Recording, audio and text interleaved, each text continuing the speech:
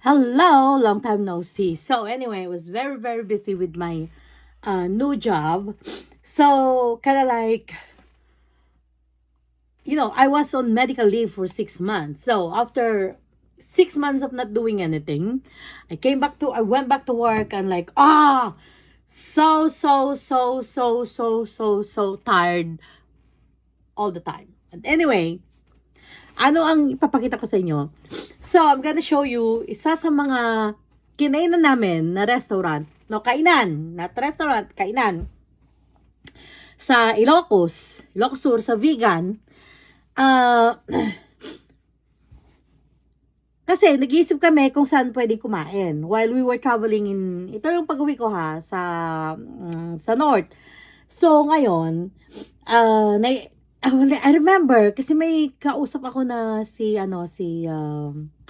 isa sa mga kamag-anak ko, I think it was kamag-anak ko na si Solomon Gumpad. Nabanggit niya sa akin na i-try mo yung sinanglawan insan, sabi niya sa akin. Ano ba yung sinanglawan? So anyway, nakatikim na ako dito sa kapitbahay namin ng sinanglawan. Sinanglaw. So, and then, sinabi sa akin na, that is a very famous food, sabi niya sa akin, sa vegan, sabi niya.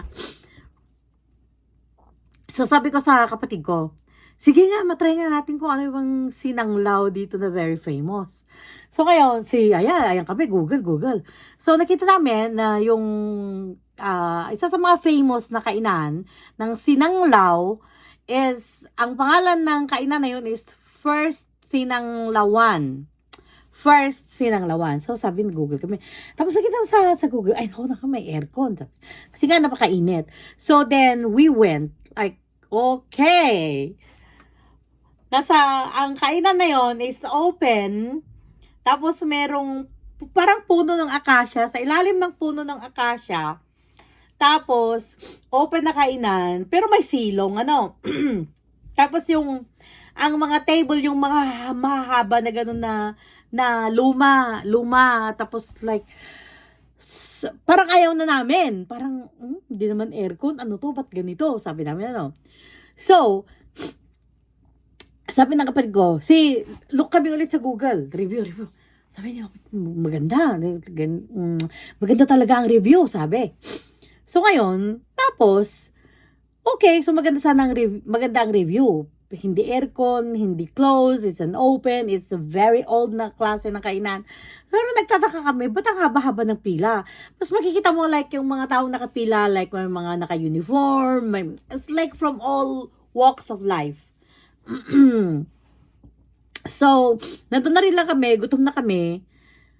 Siyempre traffic kasi sa papasok doon, sa palengke, sa area na yun, So, pumila na kami. So, ang is, yung isang plato na gano'n, isang peraso ng meat, o kaya intestine, o kaya heart, yun ang ilalagay nila yun with the sabaw. Tapos, free sabaw. Kahit ilang beses kang humingi ng sabaw. 80 pesos yung isang servings, So, ngayon, merong malalaking kaserola, so doon kumukuha yung nagsiserve ng binibigay niya, inilalagay niya sa plato para sa mga nag-order. So, nakita ng kasama namin, yung kamag-anak namin, si Albert, sabi niya, ew, sabi niya, pa-ew siya. Kasi nga, isang buong intestine ang nakita niyang sinalok. So, tapos sinabi ng nagtitinda, hindi, meron naman po kung karne lang gusto nyo, di karne. O kaya gusto nyo ng puso, ng baka, ay ano ba yun? O kaya intestine. So, okay. So, nag-try. Okay, so nag-order kami ng meat. Natakot kami na orderin yung intestine kasi nga talagang buong intestine yun. Tapos, yung isang plato na ganun, what do you call this, na lalagyan mo ng sabaw. So, that's 80 pesos. Tapos, 10 pesos na rice. Separate yung rice, 10 pesos. So, it's up to you kung how many rice ang kakainin mo. But anyway, so, lahat kami, tigisa kami ng rice. Oh my God. unang salok ng sabaw.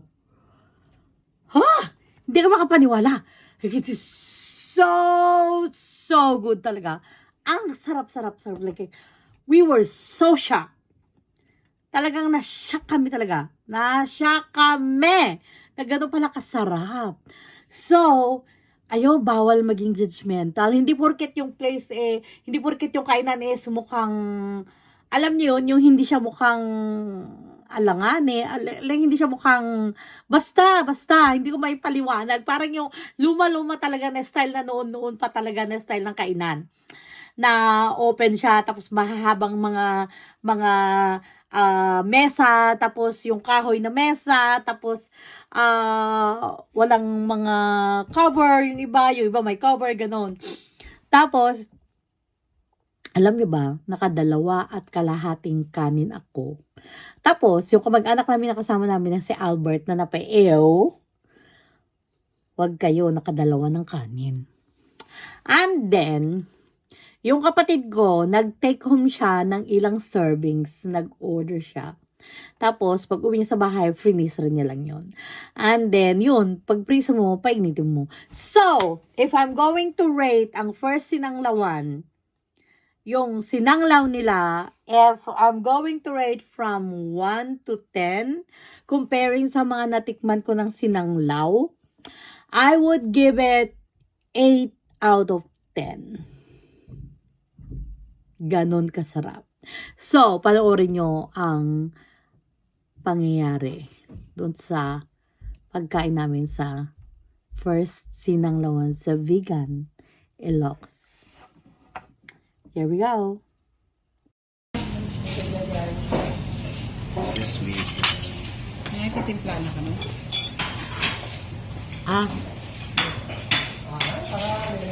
It's like pinapaitan with the papait. Pero meron no, meron sila niya no? It tastes like pinapaitan na no papait. Wow, it's good. We need sauce. Ito sa akin, I'm okay. Ito yung sauce dito. The saltarete.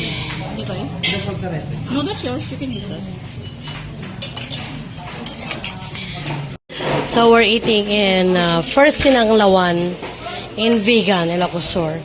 It's like a well-known food place, so we're going to try and see if this is true. Sinanglaw.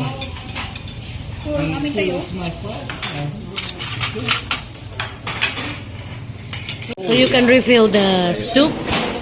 You can choose which part of the meat you want. You want meat or the dila or the intestine, heart. I choose the meat. So, brother, since you're very sensitive to food and picky, what is your take? You like it? Harap naman, yeah. It's good. Good? There's no reason for me to say no. I should have to try it. Halapin yung sabaw. Ayan na ano. It's so good, so we're gonna have a refill of sabaw. Sa tagal naman yan nag-go, pero ano in-improve, dito in-improve na kayo in-improve. Yeah, may siya eh. May siya. Everybody likes it. Look at that. Look at that.